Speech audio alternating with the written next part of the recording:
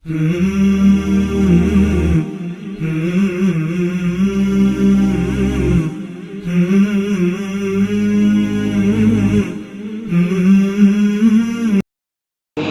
الله الرحمن الرحيم إنا أنزلنا التوراة فيها هدى ونور يحكم بها النبيون الذين أسلموا للذين هادوا والربانيون والأحبار بما استحفظوا من كتاب الله وكانوا عليه شهداء فلا تخشوا الناس واخشوني ولا تشتروا بآياتي ثمنا قليلا ومن لم يحكم بما أنزل الله فأولئك هم الكافرون وكتبنا عليهم فيها أن النفس بالنفس والعين بالعين والأنف بالأنف والأذن بالأذن والسن بالسن والجروح قصاص فمن تصدق به فهو كفارة له ومن لم يحكم بما أنزل الله فأولئك هم الظالمون.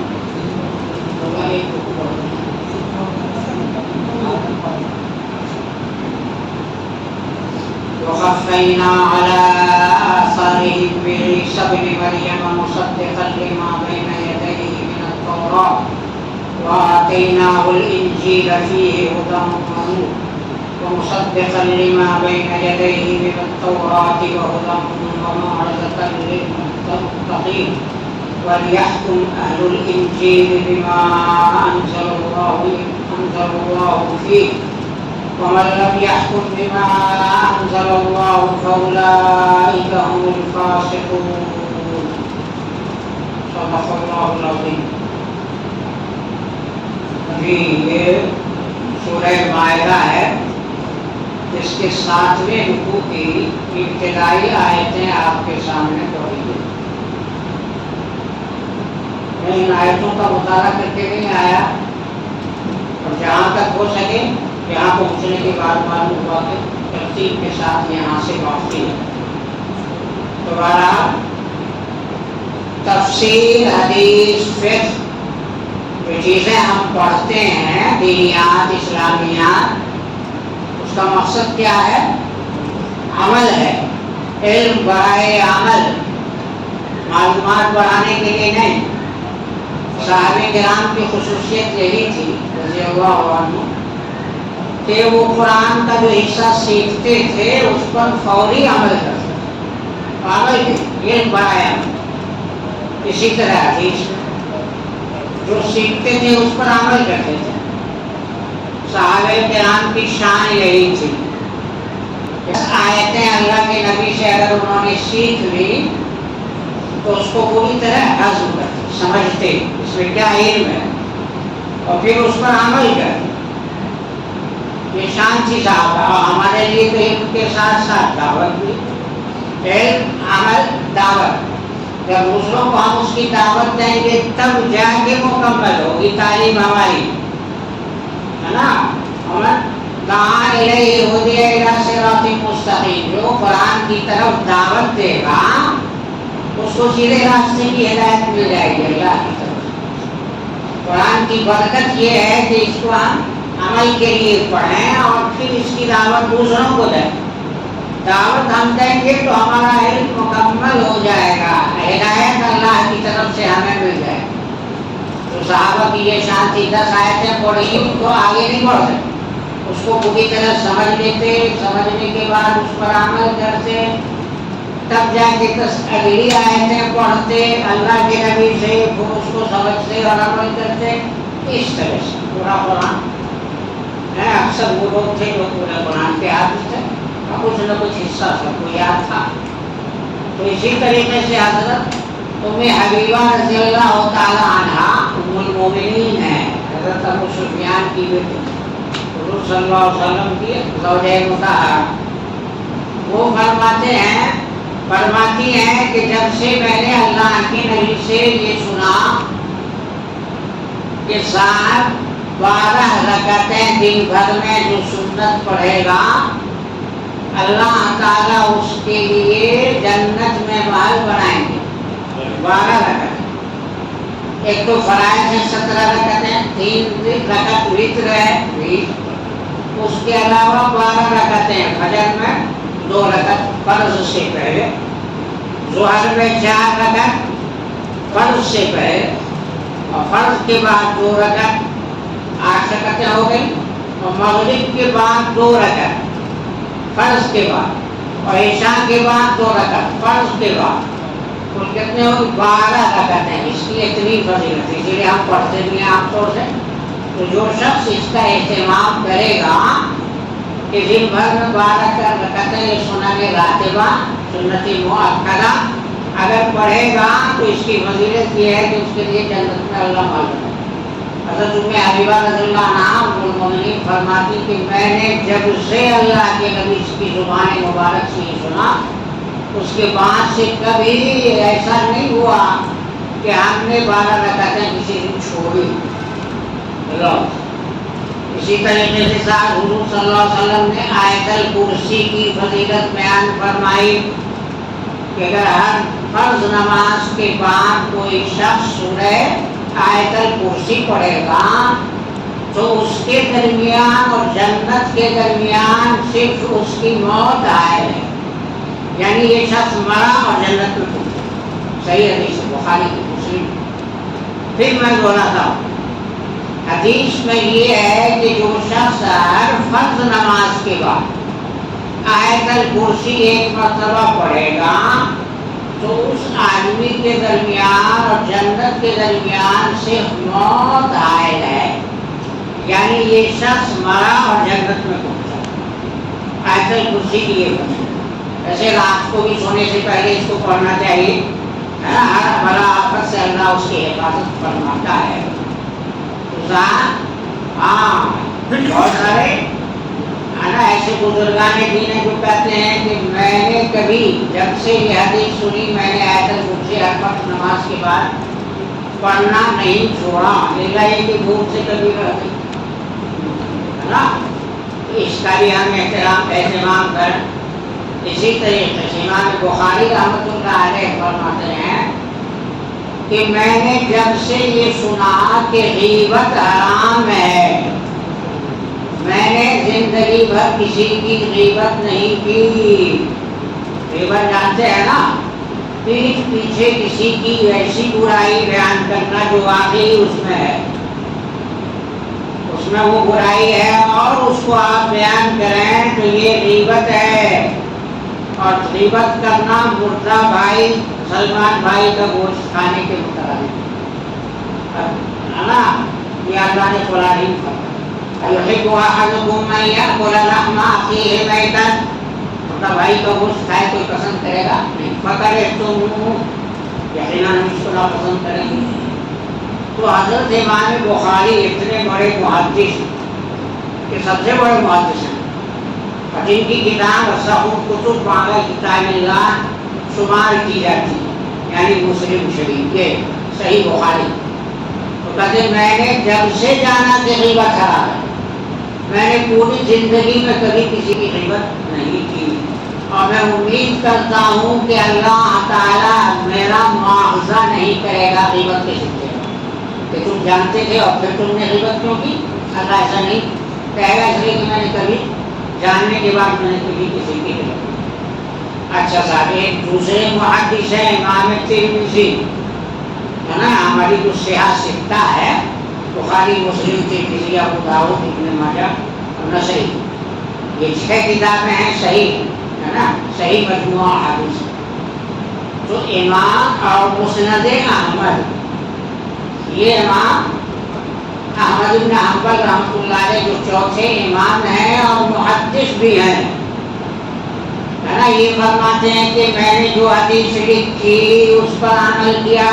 30,000 حدیث ہیں مسند احمد، وہ لکھنے سے پہلے میں نے اس پر عمل کیا.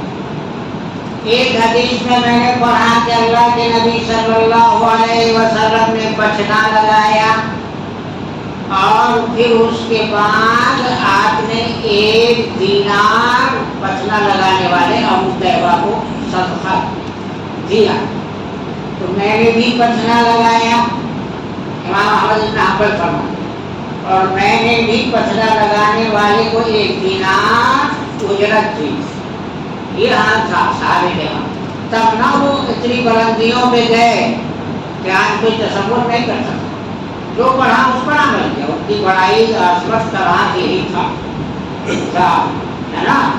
تو یہ چند احادیث میں نے آپ کو اس لیے سنائی ہے کہ آپ قرآن بھی اسی نیت سے پڑھیں سمجھیں عمل کے لیے.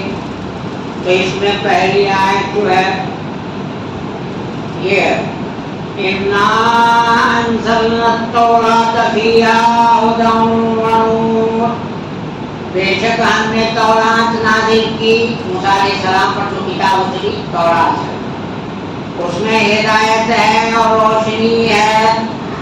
اس لیے آسمانی کتابیں اتری ہیں سب اسی لیے کہ لوگ اس سے ہدایت پر. قرآن بھی کتاب ہدایت تو اس میں ہدایت ہے اور نور ہے روشنی ہے. روشنی میں ساری چیزیں دکھتی ہیں نا.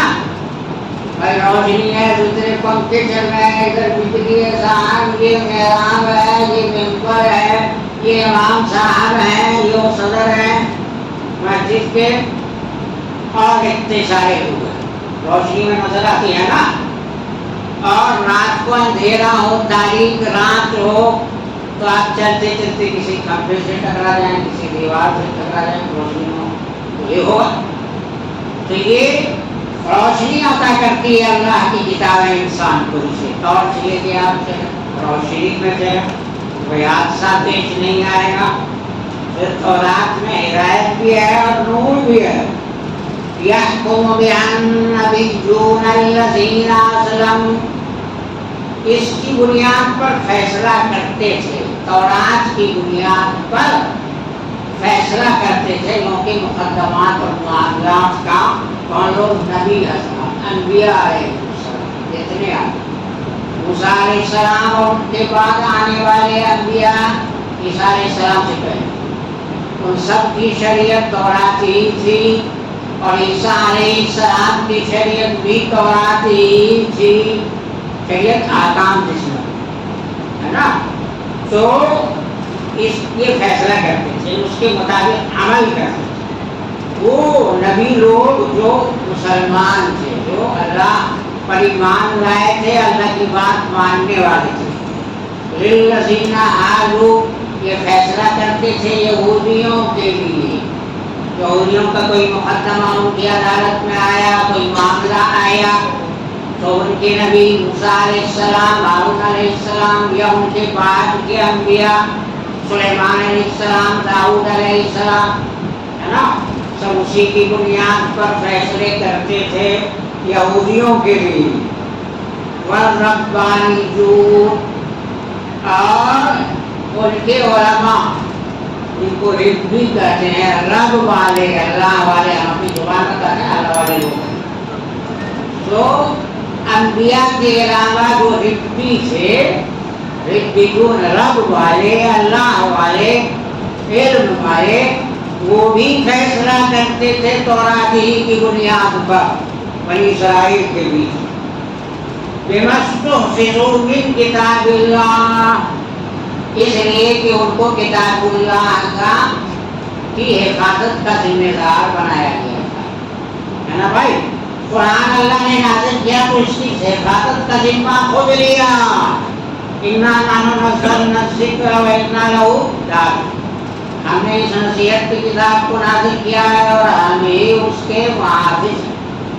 تو قرآن میں کوئی خرد برد نہیں ہو سکتی کبھی بیشی تحریف نہیں ہو سکتی اس لیے کہ اللہ نے ذمہ لیا. اس کو قیامت تک کے لیے شریعت بنایا تو اس لیے اللہ نے ذمہ لیا اس کی حفاظت کا. اور پچھلی کتابیں خاص زمانے کے لیے آئی تھی اس لیے اللہ نے انہی نبیوں کو اور ربیین کو علماء و مشائخ کو اس کی ان کتابوں کی حفاظت کا ذمہ دار بنایا تھا. اس لیے صاحب بعد میں چل کے تاریخ ہو گئی نا. موسیٰ علیہ السلام کے بعد عیسیٰ علیہ السلام کے بعد تورات میں انجیل میں لوگوں نے منمانی تحریف کر دی عدل بدل کر. جو حکم مشکل نظر آیا نا اس کو بدل کے ہلکا حکم لے آئے. تو شہرت کا قانون تھا کہ شادی شدہ مرد عورت اگر زنا کریں تو ان کو پتھر مار کے سنسار کر دیا جائے. یہ تورات میں حکم تھا. اللہ اپنے نبی آخری نبی کے زمانے میں ان کا مقدمہ یہودیوں کا آیا تھا تو اللہ کے نبی نے اسی کی بنیاد پر فیصلہ کیا اور سنسار کیا نا. بعد میں چل کے انہوں نے اس کو بدل دیا تو خود تحریف ہو گئی. تورات میں انجیل اپنے اصل حال پر باقی نہیں ہے، اس لیے کہ وہ دائمی شریعت نہیں تھی، خاص زمانے کے لیے تھی. اس لیے ان کی ذمہ داری تھی اللہ کی کتاب کا ان کو محافظ بنایا گیا تھا. علماء و مشائخ کو، یہود و نصارہ کی علماء و مشائخ کو اور انجیل کو.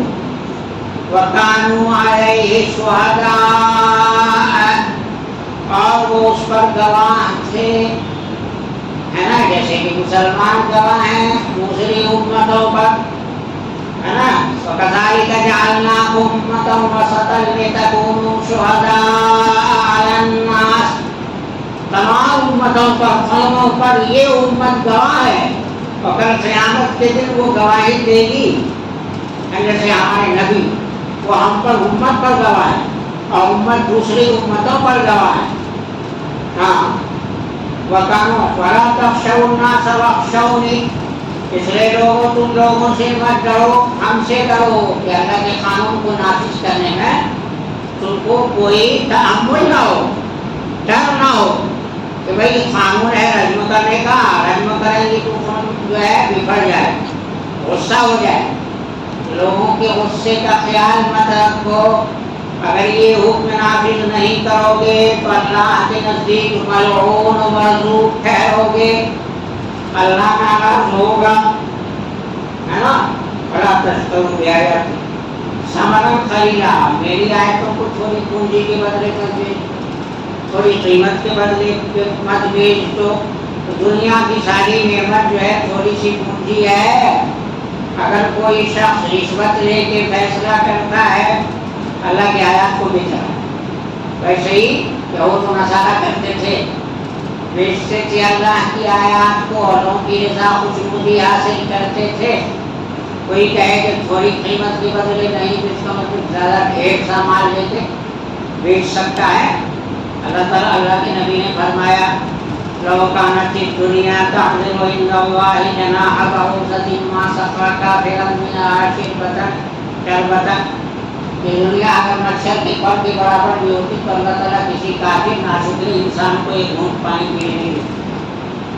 پوری دنیا اللہ کی نگاہ میں مچھر کے پر کے برابر بھی نہیں، تو اس کی پوری دنیا تھوڑی ہی سی قیمت ہے، زیادہ نہیں ہے.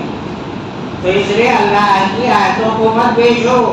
علماء مشائخ ومن لم يحكم بما انزل الله فاولئك هم الكافرون. اور جو شخص کے اللہ کے نازل کردہ حکم کے مطابق فیصلہ نہ کرے تو ایسے لوگ کافر ہیں.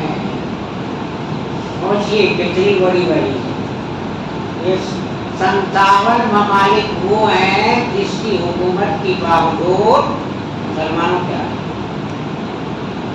اور ان پر فرض اور لازم ہے کہ اللہ کی شریعت کو پورے ملک میں نافذ کریں. حدود و قصاص جتنے آگا یہ اللہ کا، جو اللہ کے نازل کردہ حکم کے مطابق فیصلہ نہیں کرے گا ایسے لوگ کافر ہیں. اللہ حکم لگا رہا ہے نا. اللہ کے حکم کیا جانے کے بعد کسی شخص کے لیے، کسی مومن کے لیے یہ جائز نہیں ہے کہ وہ اس قانون کے خلاف کسی قانون کی بنیاد پر فیصلہ کرے. اس لیے میں نے امام حرم مکے میں، مدینے میں جو خطابات ہوتے ہیں اس کے زمانے میں نے امام حرم سے پوچھا کہ کوئی قاضی کسی اسلامی ملک کا یا مسلمان اگر اللہ کے قانون کے خلاف فیصلہ کرتا ہے ایک مرتبہ بھی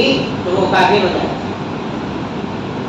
جی اللہ کا فضل ہے، مجھے اچھی طرح یاد ہے اور میں نے حرم، امام حرم سے یہ سنا ہے، مکے میں یا مدینے، ایک فیصلہ بھی اس کا اگر قرآن کے خلاف، اسلامی شریعت کے خلاف ہوگا یہ کافر ہو گیا، دوبارہ کلمہ پڑھے آمنت باللہ و ملائکتہ پھر ایمان لائے تب مومن ہوگا، نہیں تو یہ کام سے کیا کہ اللہ کا فیصلہ۔ اور یہ اتنے اسلامی ممالک والے ہے وہاں شریعت نافذ، قرآن کی بنیاد پر فیصلے ہوتے ہیں، نہیں ہوتے الا ماشاء اللہ۔